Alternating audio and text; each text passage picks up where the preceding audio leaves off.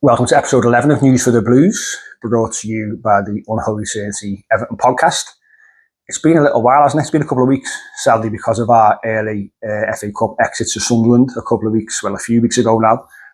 So after that Bournemouth game, we've had a little bit of time off from the podcast. Obviously, Everton have also had some time off. The players have been away on holiday, as well as obviously picking things back up in training this week. So good to be back.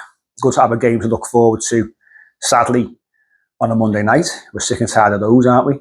Monday nights, Tuesday nights, home or away. It's been a bit of a pain, especially at home this season when we want to probably a few more Saturday 3 o'clocks or at least Saturday matches, and we're getting loads of Monday nights, Tuesday nights, etc., etc. But there we are. It's the way it is at the moment.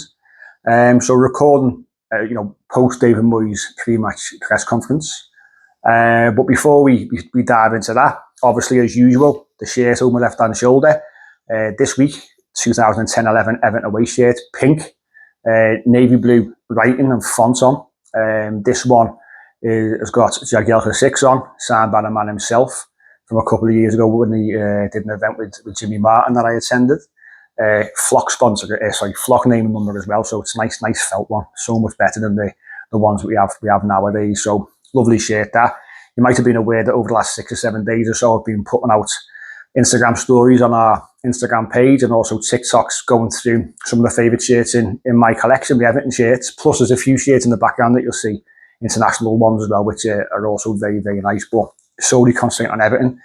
Have a little look at them if it interests you. Before we kick things off, obviously a couple of messages. The main one being, you may know, you may not know, I'm part of Fanalysis. You've probably seen it on Sky Sports. Sky Sports News pretty much every day. You'll see fans from different clubs coming on having a conversation with the presenter and with an ex-footballer in the way of a guest. Been on a few times myself over the last few months. You will have seen other Everton fans on there as well. We're all part of the starting 11. And your representatives in the fan base is how I like to see it.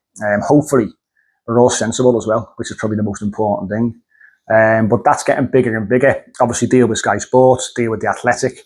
And it's one of those things now that you can all get involved with. So the app is available on the Play Store. It's available on the App Store. So whether it's Android or Apple, download it. You can go in, you can predict the scores for each game. You can speak to obviously fellow Everton fans on there. It's basically a social media for football fans. So your feed is solely Everton fans. You can put on photographs, as I say, posts. It's like Twitter, but not as much of a cesspit, which is the most important thing. It's a good way to communicate with fellow fans. You can work your way up through the different gradings on there as well. You can also rate the players post-match. You can rate the manager. You can rate the referee. All those things are available. So really, really good thing. It's only going to get bigger and bigger. So if you want to go onto a football and social media, that's the place to do it. So you'll see all of us over there, 11 of us, plus loads of, probably thousands more Everton fans on there, so it gets bigger and bigger. So hope to see you over there soon. Let's kick off then. Obviously, post-press conference, should I say. David Moyes has been speaking to the media today. And as I say, been a bit of a break. We've had the players go off on holiday, come back. And, it's time now to pick things up again. And there wasn't much talk really about player availability today, which is a bit strange. No one asked a question about player potential injuries, which we always like to know. The only one that we know is missing is Jacob O'Brien through suspension because of his red card against Bournemouth in our last match. So we know he's missing, which basically brought the question up surrounding the whole right-back situation.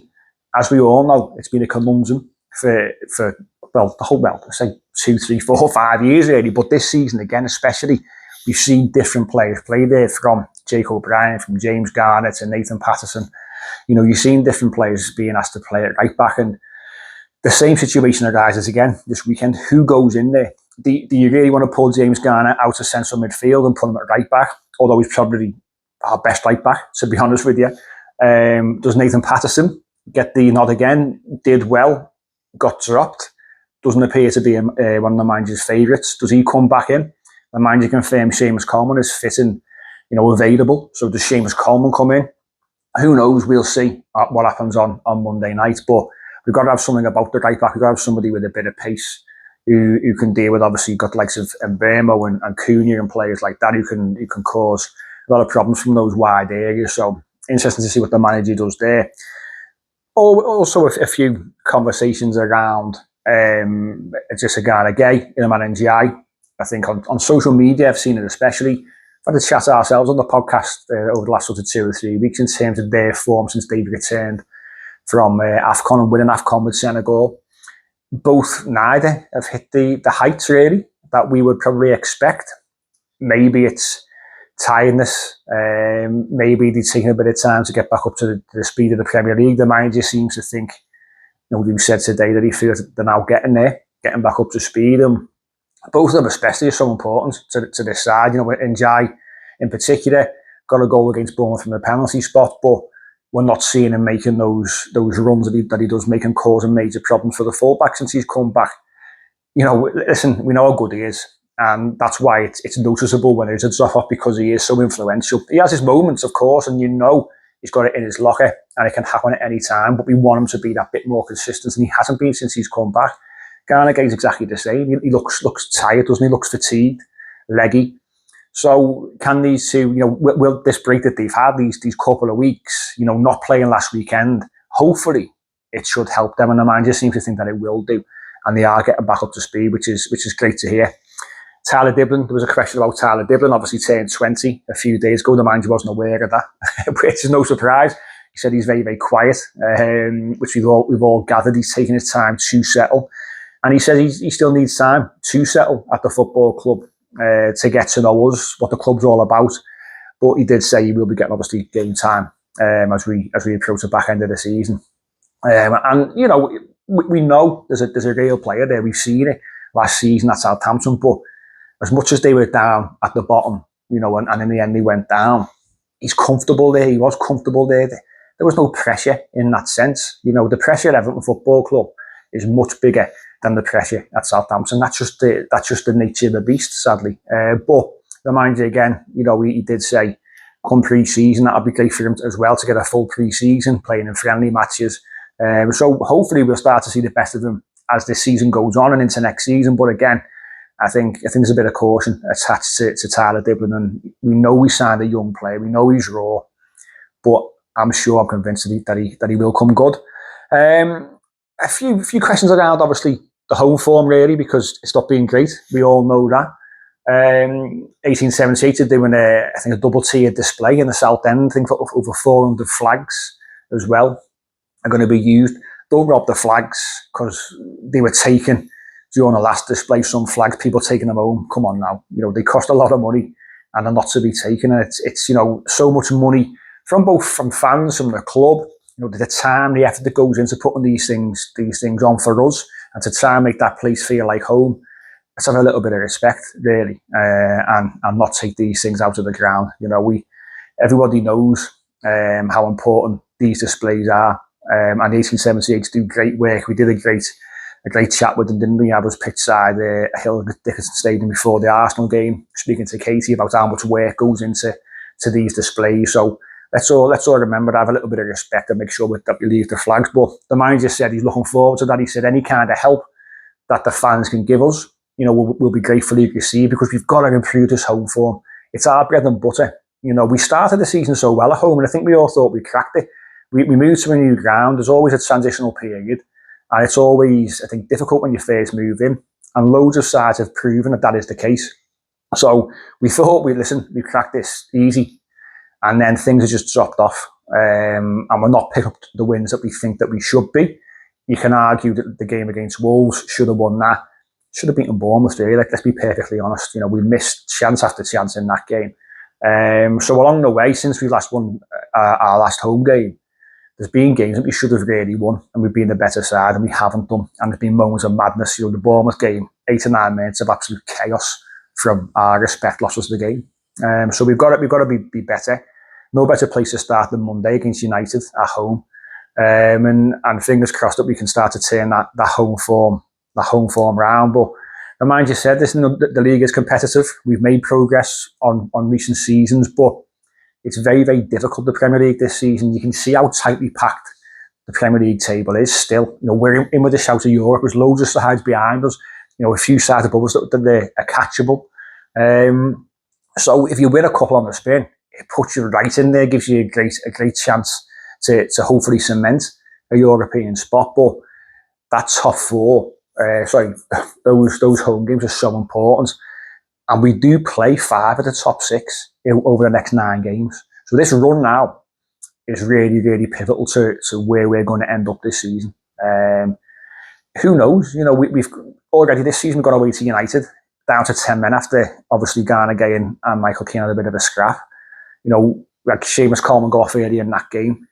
Dewsbury pops up with a goal in the first half. We see it out, we win the game. We've gone to Villa, inform Aston Villa, who were at the time, we're looking to try and push Arsenal, who were in top spot. Went there, won the game. There's been games this season at Everton, against the better sides. I've done all right. So United are in good form. We know Carrick's come in. But David Moyes says the players are no different at United. The manager's come in and done a good job, of course he has. But you get that new manager bounce, don't you, when new managers come in. So nothing to stop Everton winning that game on Monday. But David Moyes says the challenge is to obviously improve that mentality, so change the mentality from what it used to be to what it is now, to what or where we need to get to. So we're not looking over our shoulders, we're not looking at the bottom 3, we're not fighting relegation battles. We want to be looking up, and that's it. Going to have to be a big shift in mentality because the club has been stuck at the bottom of that table for so many years and in a really, really difficult position. So fingers crossed, as I say, that's the start of things this Monday. We've got to do our job. The players have got to do their job as well. And that was pretty much it. It wasn't a particularly long press conference from David Moyes today, but just good to get back to playing football and having a match on. The only big shame is that it's Monday night, which is an absolute killer for us all. It's those night games down at our home ground, especially when the weather's bad and it doesn't look particularly favourable on Monday again. They've been a bit sicky, haven't they? But we've got to try and turn this home form around, and it starts with the players in the mind, but with ourselves as well. So look forward to getting down there Monday night. Bring your voices, leave the flags, most importantly, and let's try and get the lads over the line and get 3 points on the board. But that's me for today. Thanks for watching. Thanks for listening. If you are watching on YouTube, please sign and subscribe. We're trying to build it up if we can do. It's not being easy because we only put one show a week on there, which is obviously a bite-sized show, which is this show. But we're trying to build things up. We are trying to get more content. Obviously, we are now more aligned with the football club, which is great. So like when I sat down with Mas Pacheco the other week, we got to film that. We got it out on here. We got it out on audio as normal. We've been obviously pitchside at Hill Dickinson Stadium with Katie from 1878. So we're getting a bit more access. There's more stuff to come this season, fingers crossed as well. So if you can subscribe, that'll mean a lot to us. Make sure you comment and make sure you're liking the videos. Any comments, good or bad, constructive, that's what it's all about. We're always looking to improve. We're certainly not perfect after 7 years. But we do appreciate people watching and listening. We'll be back ourselves with the main show probably on Tuesday, with it being a Monday night game. So we look forward to looking back at the United match. Fingers crossed we've got 3 points to discuss and celebrate on that show. Again, thanks for watching. Thanks for listening. Up the toffees. We'll catch you on Tuesday.